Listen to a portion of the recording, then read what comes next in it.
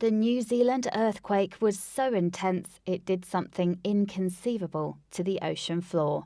Before we continue with the rest of the video, we could use your help. Click the like button to help spread word about Watchjojo animals, and also be sure to subscribe and click the notification bell so you don't miss our future videos. November 2016's Kaikoura earthquake on South Island, New Zealand, terrorised locals and visitors alike. And though it wasn't on the scale of the 2011 quake, which claimed nearly 200 lives, it ended up doing something truly epic to the ocean floor.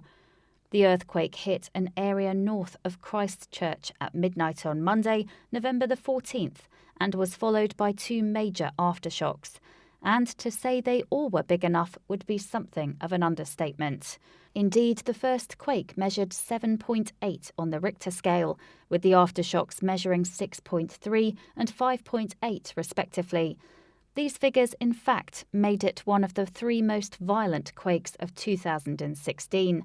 And while the quake shook the earth, it also caused a tsunami that hit New Zealand's east coast. For example, at Kaikoura, the seaside town not far from the epicentre, an 8.2-foot high wave was recorded. And because there were over 2,000 smaller aftershocks in the wake of the quake, scientists reckon that further earthquakes could come sooner rather than later, which, considering that this one has already caused as many as 100,000 landslides, would be bad news indeed.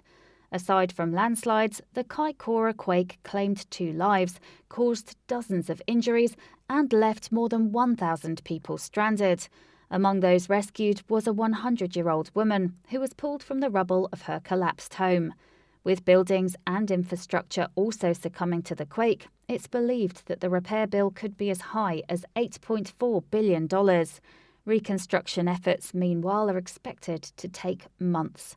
However, after the earthquake struck, approximately 1,000 locals and vacationers were fortunately rescued. A pair of naval ships picked people up from northern Canterbury, while a fleet of helicopters airlifted people to safety from Kaikoura and Hurunui. Moreover, the impact spread all the way to Wellington, New Zealand's capital, where structural damage to buildings and power cuts were widespread. It was Kaikoura and elsewhere in northern Canterbury, however, that bore the brunt of the quake. Indeed, when Kaikoura residents woke up on the morning of November the 14th, they were greeted with the bizarre sight of the sea floor. The earthquake, it turned out, had moved the seabed from water to land. Amazingly, in fact, the seabed had shifted a whole 6.5 feet to its new home on dry land. Now, the underwater realm was, for the first time, above ground. The locals were quick to photograph the strange spectacle. The phenomenon was also captured by satellites, with their before and after images revealing the scale of what had happened to the ocean floor. For one, the coast appeared almost black with seaweed. Joshua Mountjoy, a marine geologist from New Zealand's National Institute of Water and Atmospheric Research, explained to Stuff that it's the first time we've seen something like this, and he added, "It will take a while before this becomes normal again." The seabed's relocation, though spectacular, comes with a sad subplot, and it centres on the creatures of the deep, like sea snails and crayfish, who suddenly found themselves stranded. After all, experts believe that it could take years for such marine life to be replenished, and this isn't just bad news for the creatures themselves. Local fishermen faced with depleted stocks are also expected to suffer. What's more, the relocating of the ocean floor took just a matter of minutes. However, because it happened during the hours of darkness, nobody was able to document it in real time. Nicola Litchfield, a GNS science earthquake geologist, told Stuff it would have been amazing if it had been daylight and someone had seen it.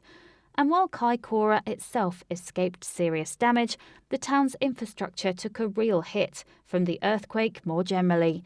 Indeed, by November the 19th, the town was still cut off, with its sewers having been damaged beyond repair. Its water supply, meanwhile, remained fragile. Some buildings were, though sadly, destroyed, and one of them was a higher point seal colony, a popular attraction where visitors could watch seal pups playing in the waterfall of a local stream. As for the uprooting of the seabed, it's not, scientists reckon, necessarily a totally bad thing. Indeed, it gives them the opportunity to undertake research without having to use diving equipment. But as researchers observe this new phenomenon, others still will attempt to restore Kaikoura and its surroundings to its former glory. And if the resilience showed by New Zealanders after the 2011 quake is anything to go by, this will only be a matter of time. Please do not forget to share this video with your friends below.